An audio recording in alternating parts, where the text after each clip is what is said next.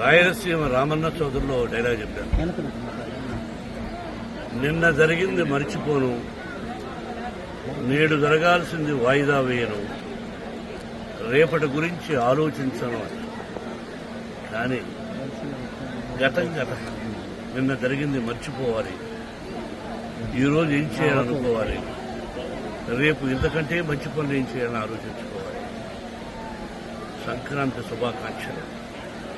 నన్ను అడిగితే మా గురువు దాసనారాయణ గారు చెప్పినట్టు, అన్నయ్య చెప్పినట్టు, నందమూరి తారక రామారావు గారు, అంటే మనం చేస్తున్న వృత్తి సినిమా రంగం. మనం సినిమా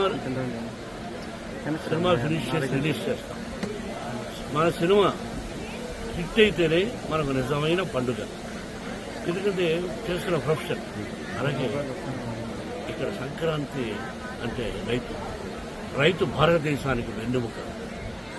రైతు బాగుంటేనే మన అందరం బాగుంటుంది.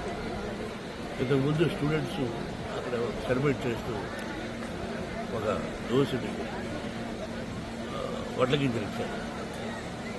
ఆ దోశలు వడ్ల గింజలు దంచితే ఎంత బియ్యం అవుతుంది. అది దోశుంది, ఒక పిడికడ అవుతుంది, అర పిడికడ అవుతుంది.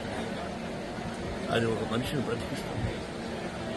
దాని వెనకాల రైతు కష్టం ఒక్కసారి పేపర్ మీద వేసుకుంటే గంట చెప్పాలి. నిజమైన పంట బాగా జల్లు లేకుండా, సత్తు లేకుండా కట్టిస్తాము పడ్డారు. కాబట్టి రైతు భారతదేశానికి వెన్నెముక. ఇది మనందరికీ పండుగ, సంక్రాంతి పండుగ.